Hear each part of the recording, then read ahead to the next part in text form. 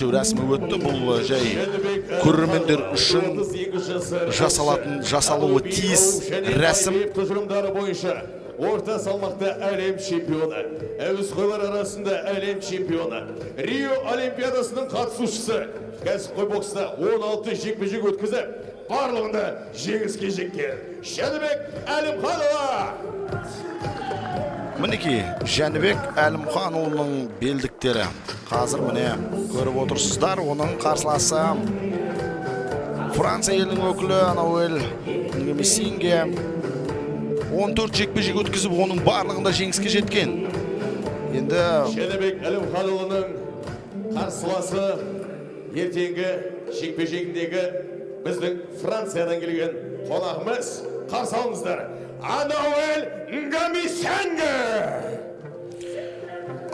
Бұл жерде енді екеуі де шекті салмақтың талаптарына сай, бұл дегеніміз ертеңгі жекпе-жек ресми түрде бекітілді.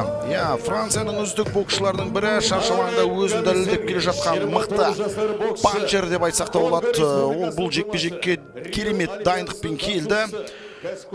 Бүгінгі салмақ өлшеу рәсімінде енді оның сенімділігі таразыға жақындаған сәтіне қарап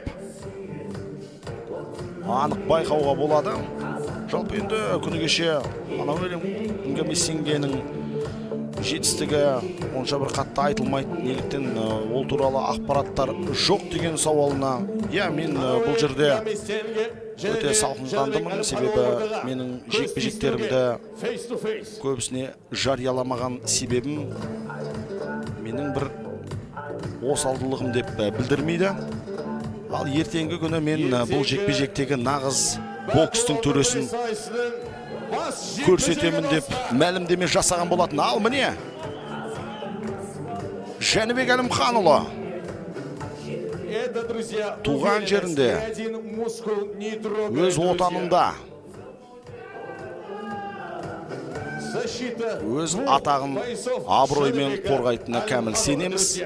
Дегенмен енді қарсыласта осал емес, жерлесімізге сәттілік серік болсын.